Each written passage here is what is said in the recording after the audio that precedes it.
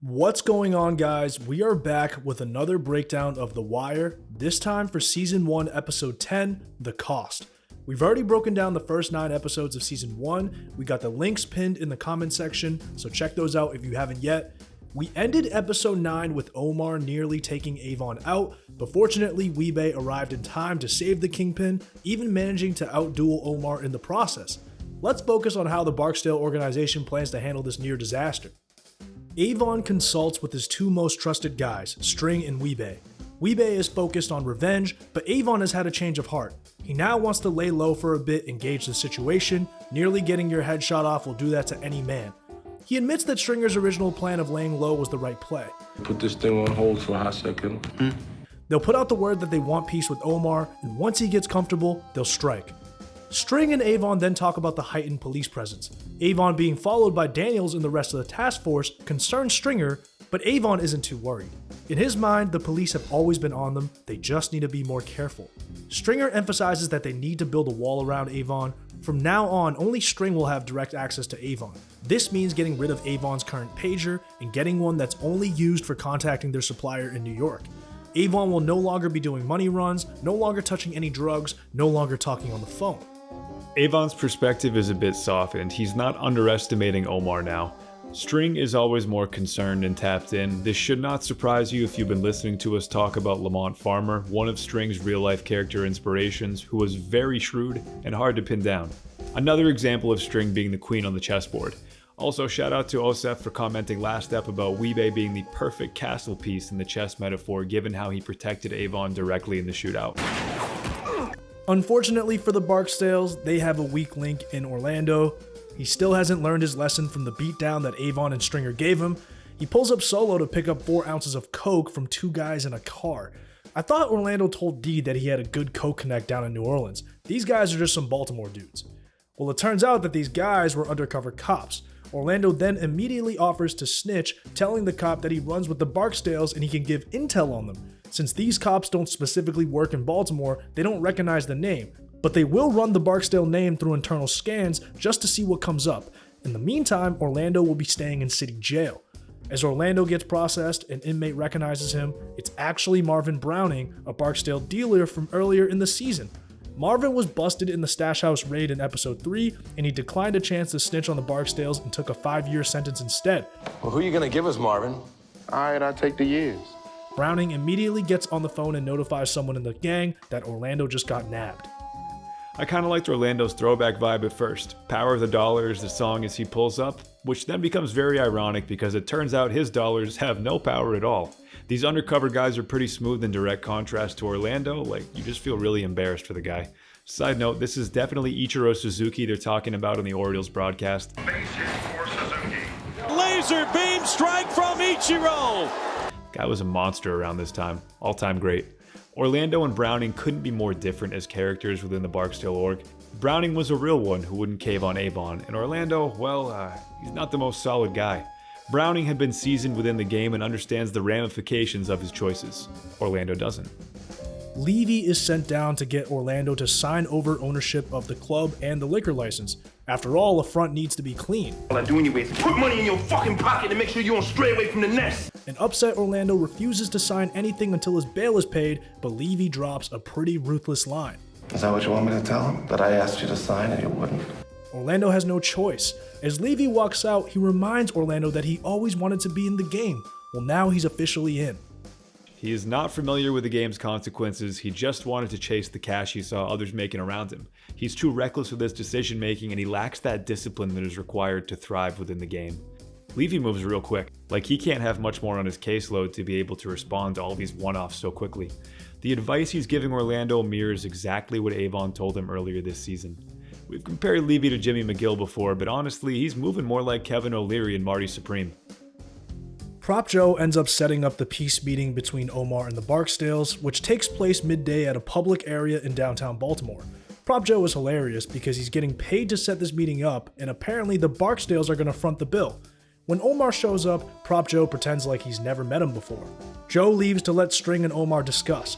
Stringer proposes that if Omar stops robbing them, they'll call it even.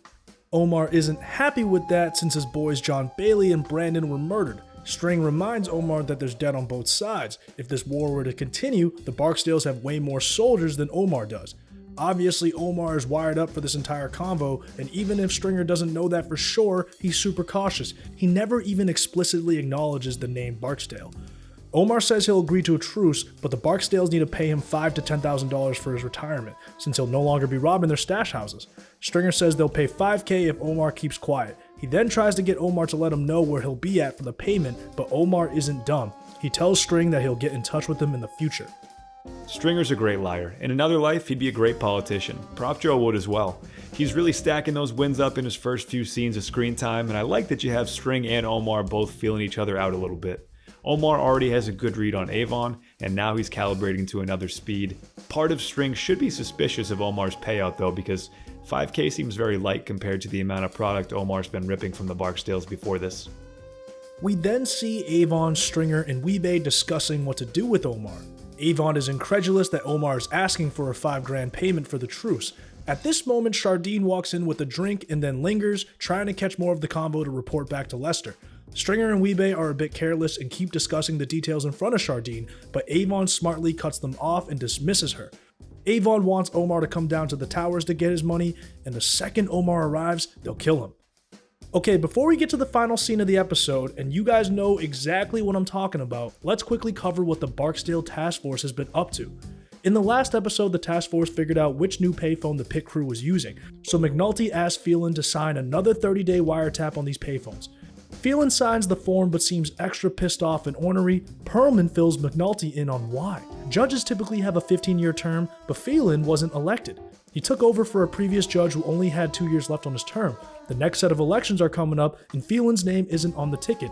Basically, Phelan isn't in the cool kids crowd, and unless he somehow pulls a miracle and runs an incredible independent campaign, his days as a Baltimore judge are over. Phelan is feeling the pressure, and his close relationship with renegades like McNulty isn't helping his cause. McNulty, I hold you in contempt. Who doesn't? Turns out Phelan may have even worse political instincts than Jimmy. Pulling these power moves on guys with the weight of Burrell while you have less than a year left on a temporary term is baffling. He was moving like a guy with a lifetime appointment. The task force then captures a conversation that might lead them to the main stash house, the house that supplies all the Barksdale territory with their drugs. What makes them think it's the main stash? Well, every time they get low on drugs, someone in the towers will hit a certain pager number, and within 30 minutes, a payphone will call back the towers. This payphone is located at a Mondo Mart convenience store on Cold Spring Lane. McNulty and Freeman believe that whoever is in charge of the main stash house is dialing from this payphone. So now it's time for grunt work, and since Herc is out on service training, Sidnor and Carver will need to pull separate 12-hour shifts and monitor the Mondo Mart phone. Meanwhile, Kima plans to find Omar, and McNulty searches for Wallace. We'll talk about Sidnor and Carver later, but let's first follow what Kima and McNulty are up to. McNulty's line, What do we do? followed by Carver's despair, is every time your boss has ever made you eat shit or do grunt work. It ain't sexy, but someone's gotta do it, I guess. Call this payback for every time Carver's done something dumb on the clock. As mentioned earlier, Omar ends up parlaying with Stringer, but he meets with Kima and McNulty before this, filling them in on the failed assassination attempt on Avon and the proposed truce meeting from the Barksdale side. There's one last issue though. The bullet wound from the shootout with Weebay hasn't been properly treated since Omar can't risk going to the hospital. If word gets out, then Avon can get people to wait for Omar in the parking lot. He asked McNulty and Kima to find him a doctor to properly treat the wound. Omar is at his most vulnerable here. He and Avon both start their intros in the episode picking up the pieces. I'd rather be scared than dealing with a slug in the shoulder though. Kima and Jimmy pay a bit of a cost when they bring guys like Omar in. You sort of have to look out for him when he gets into a bit of trouble. Hopefully they can find a doc who keeps their mouth shut and won't have to resort to grabbing a sleazy veterinarian like in Better Call Saul. After the meeting with Stringer, Omar decides to leave town and head up to New York, which surprises McNulty since he thought Omar agreed to the truce. Omar says it's an obvious setup, which was confirmed when the Barksdales agreed to pay the $5,000. After all, blood has been shed on both sides, drugs have been stolen, reputations have been damaged, yet the Barksdales are willing to let Omar go free and give him $5,000? If they were serious about peace, they would have told Omar to be happy with just being alive. McNulty gives Omar some money to help him lay low in New York, and he reminds him to be available via pager. They still need Omar to return as a witness when the Gantt trial takes place. I took this as Omar having better instincts than McNulty in this situation. Jimmy might be a good investigator, but Omar has the feel for the situation and he knows the power dynamics within the game. He figures he knows how it'll play out. You don't just take a shot at a guy like Avon and 2 episodes later it's all good. Omar and Avon have overstepped the line with each other so much that this is essentially a blood feud forever. McNulty then searches for Wallace in one of the abandoned houses, but Wallace is nowhere to be found. As he's searching for Wallace, he notices some cable stealing going on. McNulty uses this as an excuse to call over the cops who are responsible for policing this neighborhood, asking these guys to sit tight until Wallace shows up. Now, these cops aren't happy to just sit here all day, but McNulty isn't a complete asshole. He's brought them 4 crab cakes and a 24-pack of beers to hold them over. You all right, McNulty? To call this setup bleak is an understatement. The shots of the Godzilla toy and the Juicy Juices as Jimmy checks out the vacants are pretty sobering. Wallace is a kid and he could be the key to the whole investigation. I do like how this scene shows the humanity behind what McNulty is going for. Like, he treats people correctly and you can tell he wants to offer Wallace a genuine way out. Later on, we see a shit-faced McNulty with a pint of J-Mo in his hand outside of the interrogation room. Bunk and Norris have a good laugh at this absurd picture. Some big news though. McNulty has found Wallace, and even better, Wallace has told him everything about the Brandon murder. McNulty hasn't asked Wallace to testify yet, but he'll cross that bridge when it's there. Norris is looking like Kevin James with a shattered hairline in this scene, and when Bunk gives you a look, you know it means you need to clean your shit up a bit. The idea behind dumping Brandon's body out in the open was to send a message. Unfortunately, it's also careless and shows disregard for those who live in the area, which is most of their employees. It sets Wallace off, which isn't that different from Chardine being triggered by Keisha's brutal murder. It seems like a common thread here is the collateral damage from moves that seem solid to the Barksdale crew at the time. The interview with Wallace continues and we learn more about his story. Wallace has been dealing since he was 12 and mostly worked for Ronnie Moe before recently working for Dee. McNulty asks if Dee ever mentioned anything about the Pooh Blanchard murder or about a girl getting shot in the apartment up on the east side. Remember, the show opened up with Dee beating the Pooh Blanchard case, and earlier in the season down at the pit, Dee told the boys about the shooting of the college girl and he implied that he was the shooter. Wallace nearly mentions that, but he catches himself and says, "Nah, Dee was good to me." Daniels is confused. Wasn't Dee the one you called to set up the Brandon murder? Wallace says that yes, he called Dee, but Dee never went to the Greek deli. It was just Stringer and those Tower boys. I like how Wallace will throw anybody under the bus but Dee. He knows who's really shown love to him to this point. And I know it's a young Michael B, but he does such an excellent job conveying the sorrow of a kid this young wrapped up in the game. Like he's just trying to get by and live his semblance of a normal life. The task force debriefs with Rhonda Perlman, who agrees that the evidence is strong. The beeper and payphone patterns confirm Wallace's story, and if he testifies, Stringer and a bunch of Barksdale enforcers would be fucked. There is a problem though. How do they plan on keeping Wallace safe? His mom is an alcoholic who is in the wind. The boy does have a grandma down by the shore though. Daniels pleads with Perlman to see if she can pull some strings with her bosses and get Wallace put in a hotel room, but it's a tough ask. The case may take 6 months to go to trial, and keeping a 16-year-old in a hotel for that long seems excessive. Perlman suggests that Daniels contact the grandma down on the shore. Wallace's mom boozing and his dad not being around paints the picture that Wallace was in a desperate spot before he was taken into the Barksdale crew. Here we hit another harsh guardrail of the bureaucracy. Not having enough money to guarantee a kid's safety is outrageous, but Rhonda speaks it like it's just a cold hard fact. She is right. But all of this Wallace custody drama and risk is null and void if you just pony up a little more cash. Maybe we could take it out of the budget line for Stan Valchek's hair product. As Daniels gets ready to take Wallace to his grandma's house, he realizes that the boy is in withdrawal. This concerns Daniels, but since Wallace isn't a lifelong addict, he should be fine in a few days. Daniels drives Wallace down to his grandma's house down by the eastern shore. It's a quiet country neighborhood, but the house looks pretty big and it's infinitely better than Wallace's previous living situation. Wallace hasn't been here or seen his grandma since he was 9, so this will be quite the adjustment for him. This is similar to the gesture Daniels is trying to make toward Kevin. I think it warms his heart a little bit to offer a pathway out. It's also just what a solid guy would do in that position. Daniels has his faults, but he's a good dude. He doesn't only see the role of police as the enemy of the criminal. It isn't purely a war to him in that sense. He sees the value of rehabilitating the potential of kids like Wallace and Kevin. It's about healing lives, not simply inflicting absolute damage against the other side. And I think the clip of Clay Davis on the TV when Wallace is watching in the previous scene with Daniels and Wallace helps to show that Daniels is not one of them in terms of guys like Valchek and Burrell. He has hesitancy toward blindly accepting large-scale corruption, and he's not a politically motivated guy when it comes down to his ultimate philosophy, though he does tend to play by the rules. While this whole Wallace situation is going on, the rest of the task force is working on finding the location of the main stash house. Carver and Sidnor are now on a late night shift, staking out the convenience store payphone. Carv has been a complete glutton, crushing cheese puffs and ring dings. I gotta say, it's little moments like this that make The Wire feel so alive. A small scene that is irrelevant to the actual investigation, but gives so much life to both Carv and Sidnor as characters. Slowly but surely, you're starting to learn who they all are. Absolutely, neither were excited about pulling this duty, but Carver's holed up with a feast fit for a lower middle class king with a case of type 1 diabetes and a side of gout. I love the shameful brush off of the crumbs. Sidnor is more eyes on the prize and locked in. Once he commits, it's all business. The next day at the tower payphones, Santangelo catches Little Man making a call for a re-up. Sidnor is staking out the convenience store payphone, so everything is in place. Santi doing real police work for once without the assistance of a psychic medium is quite a shocker. Good sign for the investigation. This is like the 10th man coming off the bench and hitting a huge shot. A man pulls up to the payphone and talks to Little Man about a re-up for tomorrow. Sidnor follows the man and discovers what looks to be a stash house. He brings back some photos to the task force office, and the signs are there. Security cameras on every corner of the house, along with security bars on all the windows. Verizon also confirmed that the house has no active landlines, which is yet another giveaway.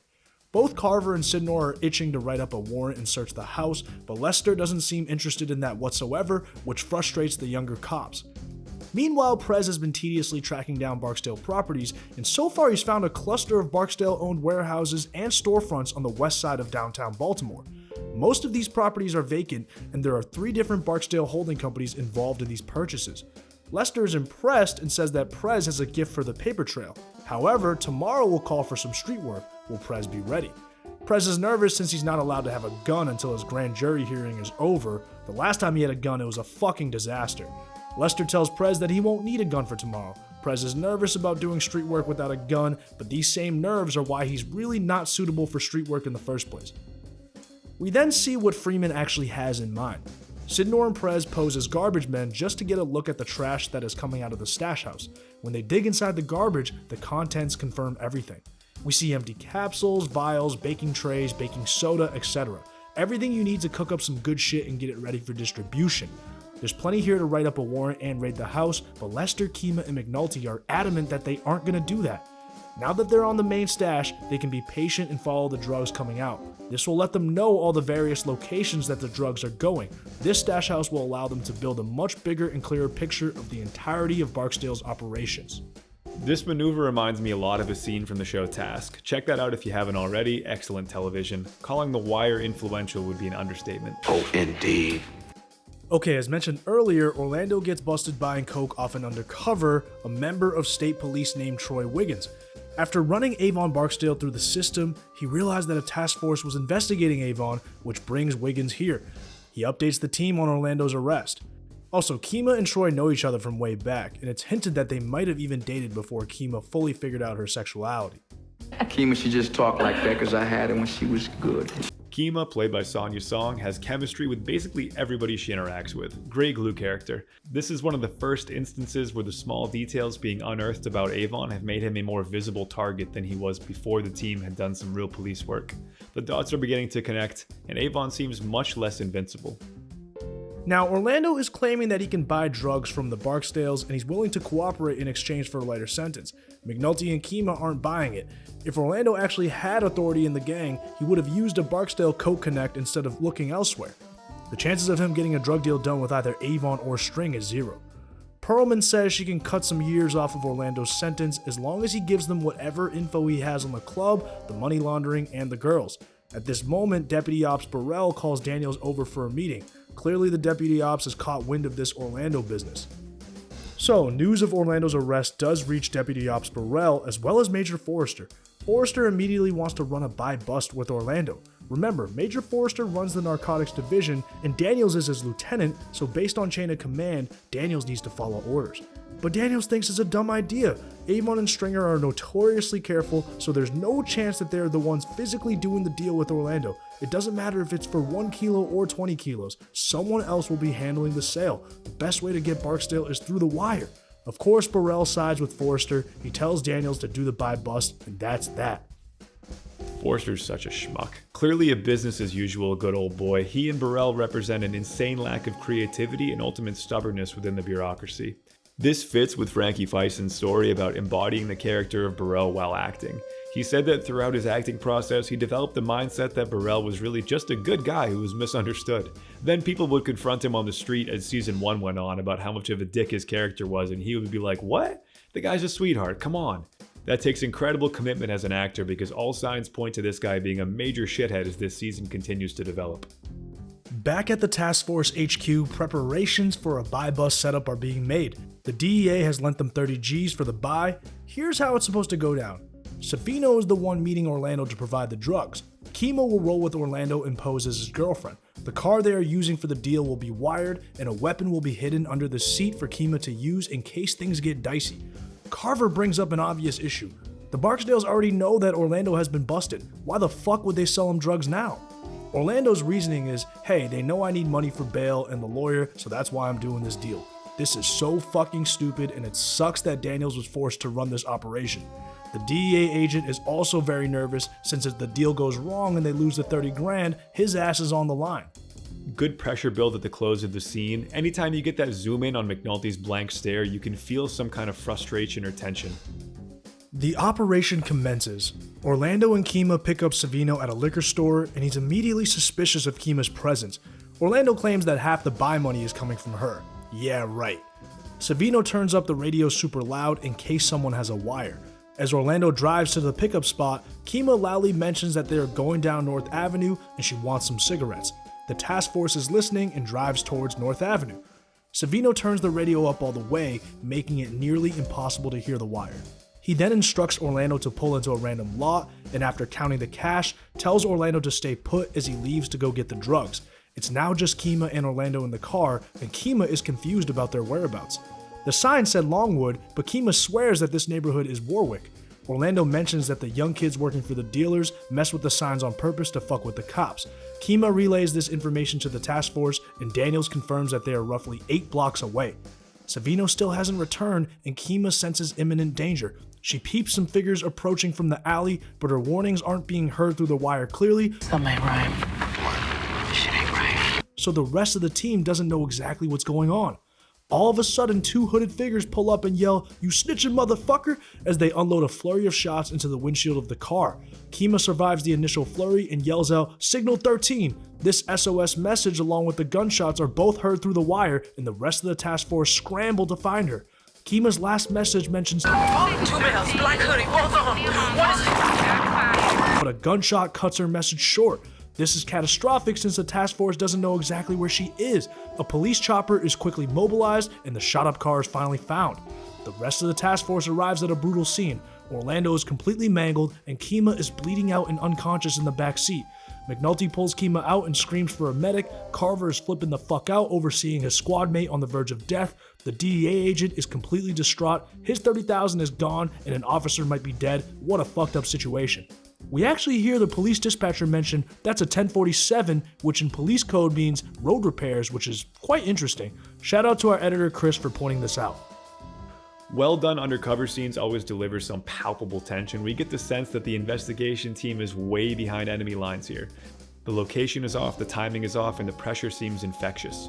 McNulty on the mic gets me here. He's a guy who's never rattled on the scene, but that's all gone now. Overall, this is a clear Kima episode with a pinch of McNulty and Daniels. The seeds are planted pretty early on for us. I would think that it's kind of a basic move that you don't send a guy who's been ID'd as in police custody to be the snitch. Like Levy was already documented as having met with Orlando, and he even picked up on how desperate Orlando was in that conversation. Obvious snitch situation, for the reasons that Chen mentioned earlier and so many more. My 3rd time watching this episode and I'm still in disbelief Burrell forced this through. Okay, now let's move on to some side stories in this episode, starting with Bubbles. We see a sober Bubbles on a beautiful day, looking much more presentable than usual. He's been clean for 3 days now, but the struggle to stay clean is written all over his face. The scene with the kids in the park symbolizes innocence and joy to me. Based on what Bubbles is going through, he's probably trying to reform his perspective of the world. Coming off a withdrawal, it makes sense that he'd be hypersensitive to most of his surroundings. When you think about it, he probably has not spent a day just at a park chilling with no intention of scoring in a long time. It's hard to break the cycle of addiction when you've got a network of people who know you want to cop. He's caught between two worlds, and there's no question which is winning the psychological battle. Bubbles then catches up with Waylon. We learn that Bubbles' father is dead and his mother is nowhere to be found. Apparently Bubs has a son named Keyshawn, but the mother took him up to Jersey since Bubs ain't really fit to be a parent. Waylon shares some intimate details as well. He's had HIV since '94, and unfortunately he passed it to his wife. His daughter somehow avoided getting it, which is a blessing. Bubbles is keen on getting forgiveness from others, but Waylon tells him that it's not about that. It's about forgiving yourself, loving yourself. He encourages Bubs to be nicer to himself and keep going to meetings. Getting clean is easy, but real life is hard. We can see from the look on his face in a lot of high-tension situations that Bubbles carries a little self-loathing and guilt along with him. The previous shots of kids in the park make even more sense given the fact that he's reflecting on his own kid. Him growing up in a single-parent household like several of the boys in the pit reminds me of Wallace and Poot's makeshift setup, which sort of plays like a Peter Pan in the Lost Boys if they was set in the projects. You've got a lot of kids with no choice but to grow up too fast, and they make costly mistakes along the way. Who could help it? Waylon's advice rings true. Forgiveness from other folks is good, but ain't nothing but words coming at you from outside. A change like this comes from within because you need to address the root unhappiness of why you've gotten here in the first place. Otherwise, you're going to crave the temporary gratification and relief that the fix brings you, and having a support network is always helpful. Around 80 to 90% of those who quit heroin cold turkey will relapse within a year, according to some studies. Flying solo is not all that it's cracked up to be. Bubbles then reaches out to Kima for some financial help. He needs a new place to stay along with some new clean clothes. Kima is happy for Bubs, but she does wonder what value a clean informant would have. Regardless, she says she'll give Bubs a couple $100s to get started, but not till tomorrow since she's busy at the moment. We know how this ends for Kima. This is similar to how Jimmy and Kima had to look out for Omar earlier in the episode. In some way, Kima feels responsible for Bubs and is probably proud of him for taking this step given how hesitant she was to pay Bubbles a premium cost earlier in the season. Maybe thinking more money equaled more using by Bubbles. Later that night, we see Bubs hanging out on a park bench right next to some dealers. The temptation to get high is right there, but credit to Bubs, he stays strong and gets the hell out of there. I think one of the guys trying to sell is rocking a Michael Finley jersey. Underrated guy who would have been even better in the modern NBA. Bubbles is a well-known guy. This works for him up until this episode. Now it's working against him because it pulls him closer to the world he's trying to get out of. Meanwhile, we see Dee dealing with the stresses of both losing his favorite eater Chardine, as well as being a father. Donette is nagging Dee about getting a bigger home, along with a new bedroom set for their son. Providing for a family is a whole different ballgame, and Dee will need to up his paper heavily. It's all too much for him to handle right now, and he storms out to get some air. Dee is the kind of guy who always has to have a girlfriend around. We've all got that friend. The pain in his eyes when she's chatting about moving his stuff out and replacing the furniture, he doesn't say one word the entire scene. Some might say this is karma for having a girl on the side while you have a kid, though. Dee isn't giving up on getting Chardine back, and he waits outside of Orlando's for her, but Chardine is firm and wants nothing to do with him. Speaking of Chardine, she does try to update Lester on what she's learned, and so far it's not much. The Barksdales are super cautious and never say much when she's in the back room of Orlando's. Not much is being learned here, but Lester and Chardine are starting to vibe. Our boy McNulty also goes through some domestic drama in this episode. Remember in episode 8 when McNulty nearly lost his son since he had them following one of the leaders of the most violent drug organization in Baltimore? Well, word got back to Elena, and she's now pushing for an emergency petition to reduce McNulty's visitation window to just afternoons and only when she is also present. To make matters worse, McNulty doesn't have a lawyer, so he asked Perlman to represent him even though she's not a custody lawyer. This whole thing is a shit show, and the judge agrees since she tells them to figure this shit out on their own while she goes to lunch. Everybody here just needs to take a deep breath, huh? Literally, come on. Outside the courtroom, McNulty pleads with Elena not to do this. She's especially offended that McNulty would bring Perlman, and for good reason. Back when they were married, Elena suspected that McNulty was cheating, and she hired a retired Baltimore detective to spy on him. The detective took tons of incriminating photos of McNulty and Perlman together. Ask her if she wants the pictures back. I got her at the restaurant with you pulling out her chair because you're such a fucking gentleman now. It bothers McNulty because this same detective was complete ass when he was still on the force. McNulty tells Elena that he didn't purposefully bring Perlman, she was the only lawyer around. Elena wants to know if McNulty is still banging Perlman, and he admits that he kinda is. McNulty then lies and says that Stringer wasn't a criminal, he's a guy who McNulty knows, and he just wanted to play a spy game with his sons, plus it was broad daylight in public. McNulty emphasizes that he still loves Elena and he cares deeply about his sons. This seems to calm her down a bit, and they make peace in front of the judge.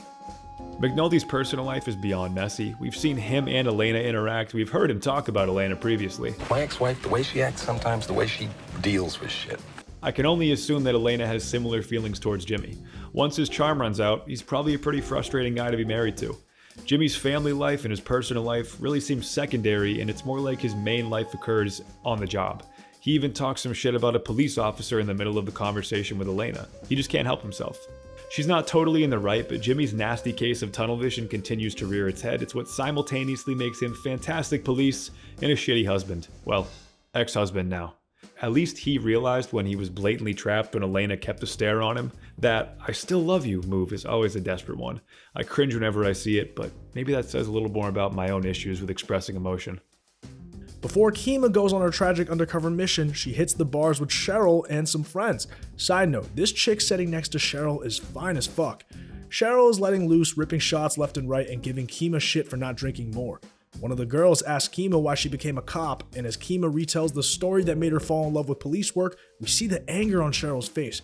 The bottom line is this: Kima loves being a cop and she's proud of what she does. Cheryl fucking hates it, mainly since it puts Kima in serious danger. This dynamic is clearly going to reach a breaking point, even if things seem fine for now. I like the dynamic at first, but Cheryl needles and pokes a bit too much. This line from Kima after Cheryl tries to big dog the whole table always cracks me up. Well, excuse me? Bitch, you work at a TV station. By the end of the convo, it seems like Cheryl maybe gets the vibe Kima loves policing more than she loves anything or anyone else.